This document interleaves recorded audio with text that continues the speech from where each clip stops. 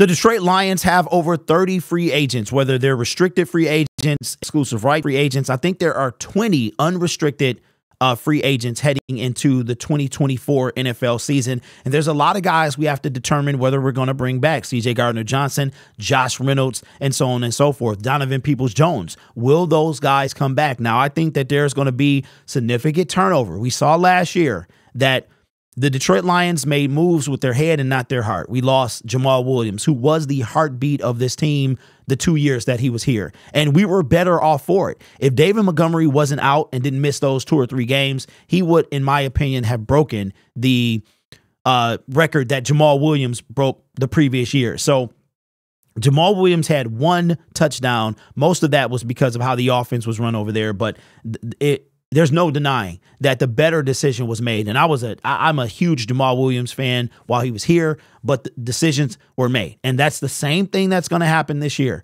You're going to have guys that decide to go elsewhere that don't even want to come back. There are going to be guys that do want to come back that the Lions are going to want to move on. Dan Campbell said so during his season in press conference that you cannot make decisions with your heart. There's going to be a lot of guys that are not on this team because of the team trying to get better. But I saw this article from Brad Behrman. We haven't referenced an article from him in a while from Sideline Report, and he has 6 Detroit Lions who will not be back in 2024. Let's go over this and see who he has and if we can agree, and I'll give you my thoughts on these guys. So the first person he has, let's see, is the way they do their website is weird. Cornerback Will Harris. I'm going to say that he is 100% right. Will Harris will not return as a Detroit Lion. He has found a way. He's like the current Miles Killebrew, has found a way to be on this team. But if you notice, as of late, when that end of season push, he was not involved pretty much in any of the games like he was earlier in the season. He is a Matt Patricia, Matt Patricia, Bob Quinn pick when I used to call him Brad Quinn when Brad Holmes first took over. So that would be number 6. Let's check out number 5. Number 5, edge Charles Harris. I'm going to say 100% true. That is not even a question. Charles Harris is going to be gone. What more can you say? Didn't do anything heading into this year. And that's why I keep telling y'all, man, I know a lot of y'all, I saw in the comment section that Brad Holmes is the GOAT. And I'm sorry, I'm not going to give him that. He's not the GOAT. He has not hit GOAT status yet. He's really, really good, but he has flaws as well. I mean, we all have flaws, but I'm not just going to bubble and rainbow you. He has neglected the pass rush, and he has to figure it out. And he's made some mistakes. Trinity Benson, mistake. Donovan Peoples-Jones could probably, as of right now, a mistake, right? So he's made some mistakes. Levi Onwuzurike, Broderick Martin. I know a lot of y'all don't want to trust Holmes and all that stuff, and I trust him, but I'm also going to call him. I'm going to call him out when the same way y'all do me, right? So it's okay for y'all to do it to me, and I'm going to do it to him, all right? Number 4, this one right here is intriguing. Kendall Vildor. Kendall Vildor stepped up after Jerry Jacobs. We were so bad at cornerback, and this is another thing too. Emmanuel Mosley was coming off an ACL tear, and this is another blemish on Brad Holmes. He likes to draft and sign in free agency injured players. He likes to do that, and that is a knock on him because Emmanuel Mosley literally did nothing for this team. So it was essentially a waste. Now, his current injury that he was picked up in free agency with, or his prior injury, did not affect his current injury.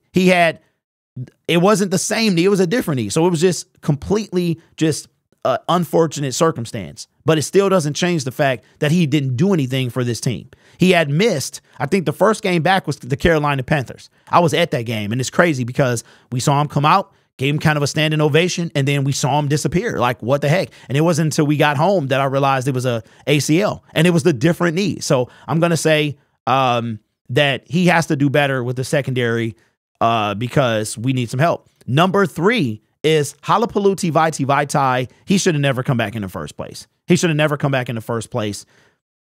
That's just it. I mean, he should have never come back. There's nothing more that I can say about him. Number 2, Emmanuel Mosley. Now, I've been hearing that he possibly could get another chance. Now, I want you to put in the comment section, if Brad Holmes was to sign Emmanuel Mosley, who is coming off 2 consecutive years of ACL injuries in both knees. So now the right and the left knee has had an ACL injury over the past 2 seasons. How would you feel? How would you feel? I'm going to say it's time to move on. It's time to move on. If you want to keep him for depth on a super duper cheap deal, fine. What that can't help. That can't hurt. But if you starter, no. Nope. We either need to draft somebody or go get somebody in free agency. I feel like we're going to address either the pass. I would love to see us address the pass rush and the secondary in the free agency, and then do some rookie work in the draft. But I don't know. I think free agency, that a lot of people like to ignore, that's going to kind of set the bar for the draft, because we brought in Emmanuel Mosley, Cam Sutton, and CJ Gardner-Johnson in free agency. We drafted Brian Branch. He was the only guy that we drafted in the secondary. We drafted one person this year on the defensive line, and dude played like 50 snaps all year. So that's why I am thoroughly convinced that Brad Holmes is going to attack the defensive line first. That's what I think, because he attacked the secondary last year. And number 1, which is a no-brainer as well, shout out to DJ Khaled, Romeo Okwara. He is not coming back. These guys, him, Charles Harris, Julian, they did nothing. And again, that also falls on Brad Holmes. And like I said, I'm the guy. You guys should know this, man. And I appreciate y'all. I really do, because y'all keep me on my toes. But you should know that I've been on this platform for over 5 years. This channel is 2.5 years old, and I have never been at a loss for words. I have never retracted anything that I've said. I will apologize if I'm wrong. I will admit that I'm wrong, but I will stand firm if I believe in something. And there are 2 things that I believe, and you will not hear me say. I am not ready to give Brad Holmes GOAT status. He is great at what he does. He's the best general manager I've seen. He has put the Detroit Lions in place, but GOAT status, not quite yet. And the other thing is, I have zero faith in Aaron Glenn. How much do we need to give him? How much time? How many defensive back coaches can we fire before we see what the problem is? And that's one thing you're not going to get from me. It seems like a lot of you guys are thinking with your heart and not your head. And as emotional as I am, and you guys say that I am, I also don't pull any punches. And like I said, I've been right a lot. I've been right. And, I like to say I'm right. When you have the whole internet telling you you're wrong, sometimes you want to gloat. You want to say, I told you. And when did I tell you? A long time ago. And but as quick as I say I was right, I'll also say that I was wrong. And if Aaron Glenn changes his defense, I'm going to tell you where I have to be, where we have to be. We have to be top 15 defense.